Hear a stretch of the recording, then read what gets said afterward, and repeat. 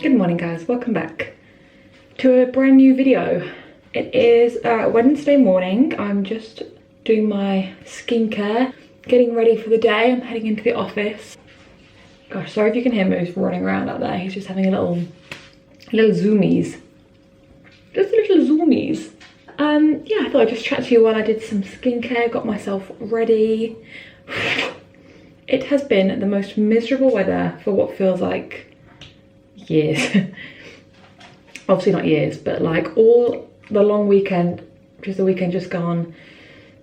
Yesterday, today, it's just been cold, raining. Every day I wake up and it is chucking it down outside. So I have to go walk Moose in the rain. He gets wet, I get wet. It's just not it, and it's like just dark and wintry and oh. It really does affect your mood. So I'm really hoping things turn around and we have a few days of sunshine eventually, because I don't mind winter, like I don't mind the cold, but the rain just makes you feel like you can't do anything. Oh, I'm really running out of loads of skincare and it's upsetting. One thing I did want to talk about is a book that I've been reading that I am actually obsessed with and getting very, very into. It is called, I believe, this might be slightly wrong, but The Serpent and the Wings of Night. It is a fantasy novel and it's about, obviously without giving away too much, it's about vampires, which is interesting. I feel like, me and Chris were discussing it the other day. I like to tell him the plot of my book as I'm reading it.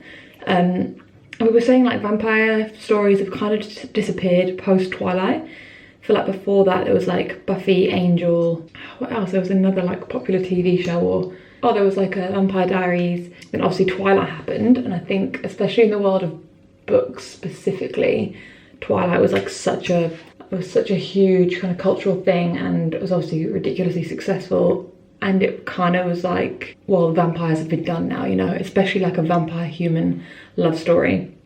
It kind of gives me a crossover of like, if you're into Sarah J Maas, the Throne of Glass series, like the first book of that, where there's like a lot of fighting and trials and like a real like strong fighting female character, and then, but like vampires.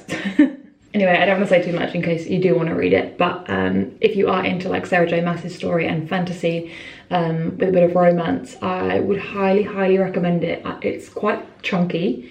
It's a bit of a beefy book, but I really like that because I tend to get addicted to a book and like don't put it down. So it's good if it's a bit chunky because it'll last me a bit longer. So yeah, if anyone's looking for a fantasy read, first of all, I'd always recommend Sarah J Maas's books. Yeah, I'd also recommend The Serpent and the Wings of Night. It's been a very, very, I feel like a busy week so far. Hence why this is starting on a Wednesday. Obviously Monday was a public holiday, so that kind of felt like Sunday. And then yesterday was just a busy, busy day at work. And then I had some things to do when I got home, a few bits and bobs, admin tasks. Had to get the vlog up from last week. And so I feel like I didn't really put my laptop down till like about 9:30. So forgive me if the vlogging is even more terrible and sporadic than usual. I need to confirm with Sarah, but I think the plan was to film another styling video this weekend, which I'm so excited about. I was really glad that we had such a positive response to that. I've had some really, really lovely comments and people saying they love the styling and saying which outfit was their favourite, which is really cool because we had so much fun doing it. And I'm really excited to be on the opposite side of it and do the styling rather than being styled. So yeah, hopefully we can do that on Saturday. I just need to message Sarah and check that she's still free. It's so sad, but Chris has got football training tonight. I really want to just take the opportunity to play Harry Potter Hogwarts Legacy because I'm obsessed, but Chris has also really got into a new game recently. I think it's called Cyberpunk, which if you're into like GTA type games, it's like a futuristic GTA sort of thing. That's what it looks like. And it does look really cool, to be fair. I've been watching a bit as he's been playing, and it's that kind of storyline sort of game that's quite fun to watch. And yeah, he's loving it. He's absolutely obsessed, which is really cool. Yeah, we've been like fighting for the Xbox. To be fair, it is his Xbox. He did buy it, so he kind of has dibs. Oh, that was an error, let me tell you. But luckily I've had my book to fall back on, so whenever he wants to play his game, I'm like, you know what, that's fine, because I can just read, and I'm also obsessed with this book, so that's fine. Now I know he's going to be out for the night. I'm like, oh, I could just sit and play Harry Potter all night long. Hello guys, happy Friday. I haven't really filmed much this week, I just kind of realised that, and I'm working from home today. I'm nearly done with work. It's been a crazy day and a crazy week, and I'm in my pyjamas. I'm back in my pyjamas. This is just where we're at today. I was listening to a podcast from Grace Beverly, who is like an entrepreneur, social media influencer, whatever, creator, and she was basically saying that, I know it's like a well-known thing, but you have to kind of step outside your comfort zone in order to grow. Like the only way you can progress and I guess achieve things and improve and learn new things is when you push yourself, and you're going to feel uncomfortable and it's going to be really hard, but that's where growth comes, that's where success comes. If you just stay doing the same things all the time, then you would just be doing the same things forever, and that's like not what life's about. And that really resonated with me this week. Like I said, it's been a hectic week. My manager is away, so this is the first time since I've had this role that she hasn't been there, basically. So myself and another teammate have kind of been stepping up to fill her role, I guess, while she's not here. And we were like extremely well prepared for this. Like we've had so much training, so much time has been spent to like get us ready for this time and all this kind of stuff. And we have like an incredible support system, like the team are great, but obviously there's just things like, especially in the world of marketing, like things just come up last minute. Long story short, I've definitely been like out of my comfort zone this week, taking on new responsibilities, doing things that I kind of wasn't expecting to have to do. But as much as that has been really challenging, and definitely sometimes I wish that it wasn't happening, even at the end of week one, I feel like I've already learned a lot, and I've already grown and like proven to myself that I can handle certain things that I didn't, not that I didn't think I could handle, but that I just never really imagined myself ever having to do. It's been very, yeah, challenging but rewarding. The reason I'm bringing all this up, obviously it's just what's been happening in my life at the moment, and that's what I share on this channel. But I just thought if there was anyone watching this that was feeling like a bit of a fish out of water in a situation, or struggling to understand why something's so difficult and feeling like they're not gonna be able to do something, or, you know, just feeling really far outside of your comfort zone, as hard as it is, I think it is really important to stick with it and just kind of try, as hard as it is, to just embrace that feeling and know that it's not going to feel like that forever, and know that you're going to be rewarded in the long term for feeling that like that, you know? Yeah, I just think it's interesting, and it's also really important to give yourself that credit. We definitely, well, I'm definitely very guilty of just being almost too in the present and not reflecting on growth. Like if you just sit now and picture yourself like 3 years ago, what you were doing, whether that's in like your relationships, in your work, in like a hobby, like think of where you were in terms of like your skill level or something, for example, say in like 2020, and then think about where you are now and the comparisons and how much you've grown without almost even realizing it. And that will be because of those challenges and those difficult times and those hard days. So that is some wisdom for you, and this got very deep.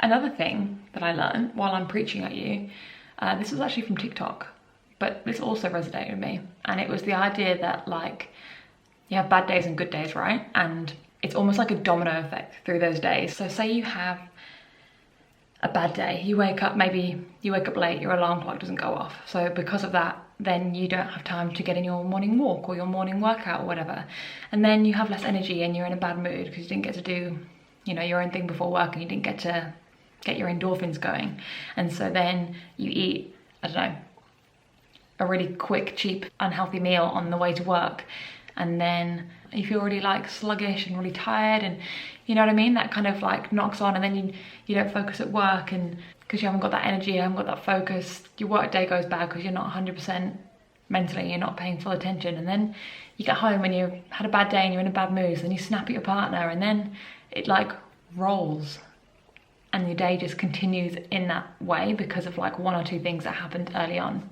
And I was like, that is so true. Like it's so easy to get stuck in a mood, and then that affects like everything else for the rest of the day. On the other hand, say you wake up and you go to the gym or whatever, and like you hit a new PB maybe in a weight that you've been trying to lift, and that makes you feel really good and you feel so strong and you feel so proud of yourself from going to the gym that morning, and so that puts you in a really good mood.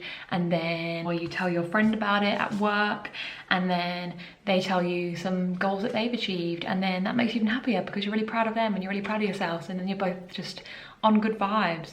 And then because you've been chatting to your friend, endorphins are flowing, you're really chatty and just in a good mood in a meeting, and that means that whoever you're working with, the client or other staff members, respond to you well as well, and they're really nice back to you, and that puts you in an even better mood. And then, you know what I'm saying? You know what I'm saying. It's really hard to explain without like giving examples, but it's really hard to think of examples. But anyway, that was what the TikTok essentially said, was that everything is like a domino effect of good days and bad days. So basically the moral is that if, say, something happens that is bad, instead of like moving on with that and like retaliating how you usually would, that would make things worse, try and stop and think like, okay, that bad thing happened, but like, how am I actively going to turn this around and make this a good day? Like, what can I do? Maybe that didn't go right, but like, what can I do to get my day like back on track and force some positivity into your day almost, because then the domino effect will continue in the right direction rather than going down that path. Just thought it was a really interesting concept. Felt relevant. Don't know if it really was, but TikTok can be fun for that kind of thing. That's enough of my yammering. I'm basically just really glad that it's Friday. I've not got long now and I'm gonna be clocking off. And then I am seeing some friends tonight. We're gonna go out for some dinner. So I'm gonna get myself a bit zhuzhed up, get myself ready. We're gonna go have some food. It's a lovely day. It's been raining in Melbourne for like over a week straight, pretty much. And now it's like beautiful sunshine, blue skies. So that's putting me in a better mood. That's what I'm choosing to focus on to turn this day around. And yeah, how excited I am to go and see my friends and have a nice little Friday night, have a few drinks, have some good food. And then it's the weekend, and so it's all gonna be great. Back to work. We got this. Thanks for coming to my really deep TED Talk. I'm so excited. Oh, chef. Hold on now. I don't think it matters, honestly. It's just to pickle the onion, isn't it? Watch them text back, be like, do not use white vinegar. Anything but white vinegar. That would be diabolical. That's perfect, I reckon. I would say like approximately a few shakes. That's what I would give it.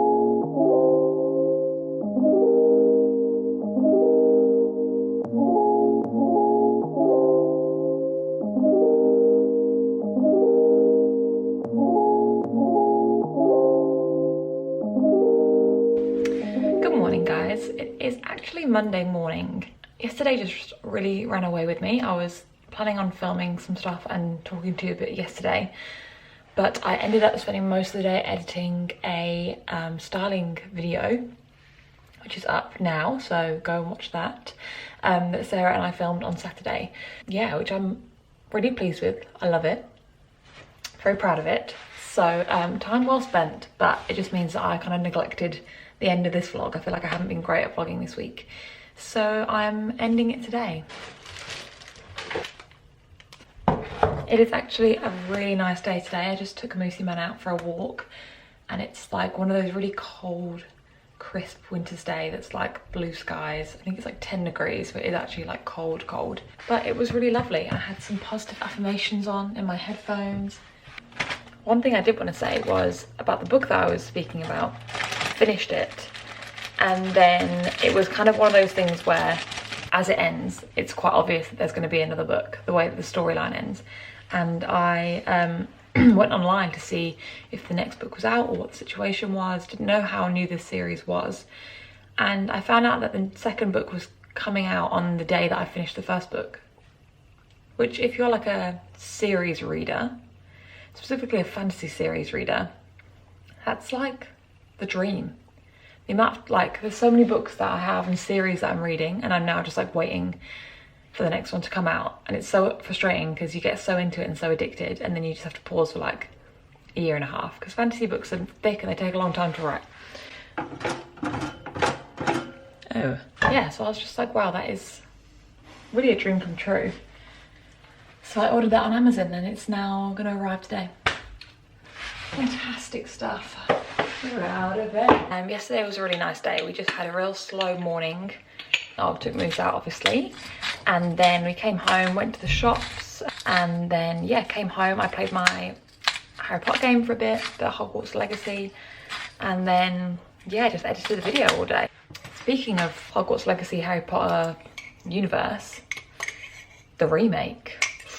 Part of me is like so excited for it, and part of me is actually like nervous about it, because I was discussing this with Sarah on Saturday, because I was at her house Saturday night. We watched one of the Harry Potter films. My argument is that because it's obviously so close to the first movies, I don't really understand how they're gonna cast all these characters as good as, if not better than, the original cast. You're telling me you're gonna find a better Hagrid than Robbie Coltrane? I just don't think you are. I just really don't. Every character that came on screen, I was like, how are they gonna cast them better? The Dursleys, incredible casting. They're all so good at those parts. Snape, you're gonna find a better Snape than Alan Rickman. I just can't imagine it. And obviously everyone's gonna be comparing the casting and comparing like everything to the movies. So it's like the bar's set very, very high. So they're my thoughts. I agree with what people are saying. Like, I think this has sort of been good further into the future. Maybe like another 5-10 years down the line. But I think it would have been better to do like one of the spin-offs. Like the Marauders spin-off that everyone was talking about, like Remus and James and everyone were at school together. We've got a werewolf. We've got them becoming animagi. I think is the plural of an animagus. Becoming animagi together, running around in their little animal forms, getting up to all sorts of mischief. Oh, that's burnt. Give us a new story, you know. I have some doubts, but I know I've just complained about it for 5 minutes, but I am also excited, obviously, to get all the detail and the characters and things that were missing for the movies to begin with, and to get it all closer to the books. I'm excited about that. It does make me want to reread the books. But yeah, we'll see. Until then, I still have my gorgeous game to keep me entertained. God, I love a non-stick pan. Lovely. I'm gonna go eat my breakfast and then start my working day. Thank you so much for watching this vlog. I know it was very much just me talking at you about nothingness, but I hope that was in some way entertaining. Appreciate you watching. Please go watch that styling video that we filmed. If you're all into fashion, please go and watch that. I will leave the link in the description. Please subscribe if you aren't already. I saw my stats the other day and it was something like 87% of people that watch my videos aren't subscribed. What are you playing at? It's just one little button down there. It'll take you less than a second. Please just do it. And yeah, that's all. Thank you for watching. I appreciate you, and I will see you again very soon.